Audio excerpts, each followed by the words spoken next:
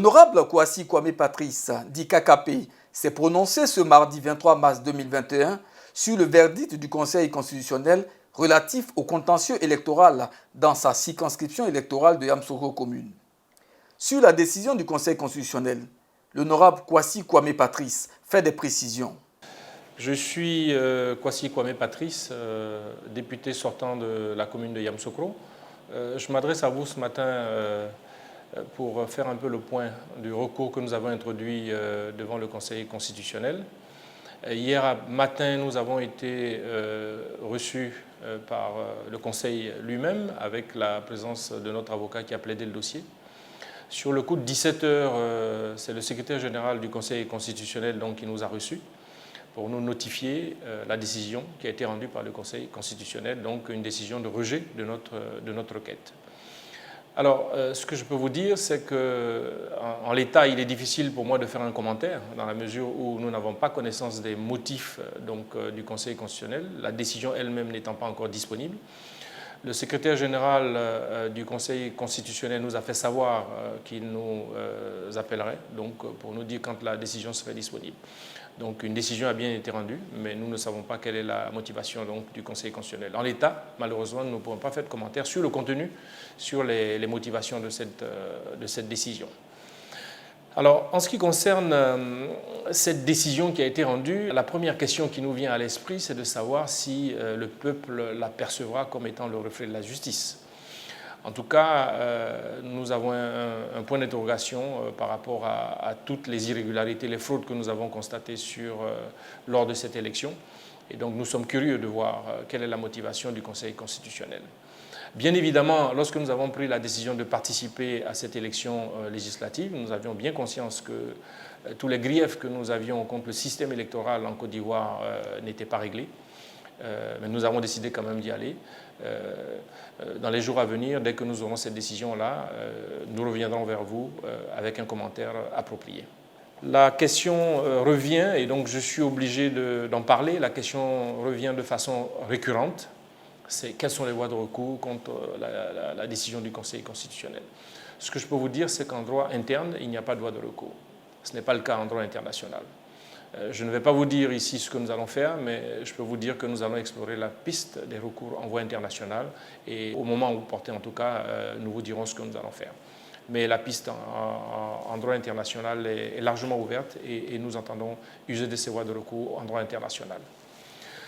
Je tiens également, avant de parler de mon passage à l'Assemblée nationale, de la campagne que nous avons eue et d'un certain nombre de choses, je tiens à vous dire que nous devons rester sereins.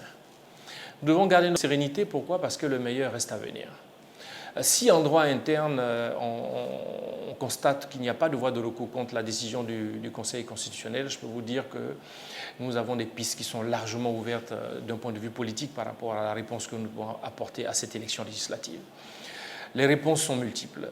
Nous avons les élections sénatoriales qui sont à venir, nous avons les élections municipales qui sont à venir, nous avons 2025 qu'il faut préparer dès à présent par rapport à l'élection présidentielle. Restons sereins, restons mobilisés et restons confiants à l'avenir. Je pense que le meilleur reste à venir, j'en suis convaincu. Le député Kwasi Kwame Patrice a ensuite évoqué l'expérience acquise à l'Assemblée nationale et entrevu son avenir politique. Je tiens à parler également de mon passage, de cette expérience formidable que j'ai eue à l'Assemblée nationale de Côte d'Ivoire. C'est une expérience qui, pour moi, m'a apporté beaucoup de choses, m'a permis de voir un peu le système législatif de l'intérieur. Nous avons beaucoup appris, nous avons également eu l'avantage de pouvoir susciter de nombreuses candidatures à l'occasion de cette élection. Dieu merci, nombreux parmi les candidatures que nous avons encouragées, nombreux sont ceux qui ont été élus. Et donc, croire que le fait que KKP ne soit plus à l'Assemblée nationale pourrait faire taire le groupe parlementaire PDCI-RDA, c'est une erreur. C'est une erreur parce que nous avons anticipé cette possibilité-là. Quand on va à une élection, il y a toujours une possibilité de ne pas la gagner, même si dans notre cas de figure, nous estimons qu'elle n'a pas été gagnée à la loyale. Mais je peux vous assurer que la relève au niveau du groupe parlementaire, vous la verrez dans les mois à venir. Nous avons du beau monde qui arrive, nous avons des personnes, des jeunes compétents qui arrivent et qui vont prendre la relève au niveau de l'Assemblée nationale et qui pourront donc faire grandir le nom du groupe parlementaire au niveau de l'Assemblée nationale. Il a ensuite délivré un message de reconnaissance et d'espoir envers les populations de Yamoussoukro, mais en particulier aux militants du PDCI-RDA. Je tiens à parler également de cette campagne que nous avons eue à Yamoussoukro. Une campagne mitigée dans la mesure où nous avons constaté que nos militants étaient quasiment dans la frayeur pendant cette campagne par rapport à un certain nombre de choses, puisque nous avons des jeunes qui sont à la MACA aujourd'hui où je vous parle. Nous en avons une dizaine qui sont à la MACA aujourd'hui où je vous parle. J'en profite pour leur dire que nous ne les oublions pas. Nous ne les oublions pas. Nous prendrons toujours soin d'eux.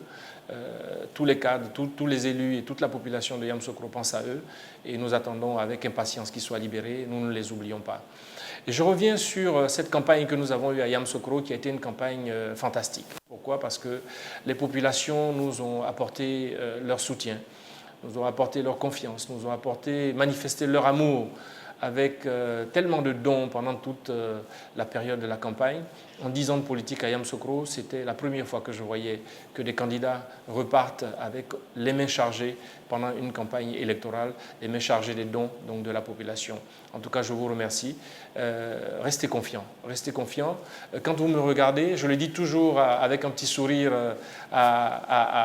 aux militants à Yamoussoukro, je dis écoutez, à chaque fois que vous avez un doute, regardez-moi. Si je ressemble à quelqu'un qui doute, alors doutez.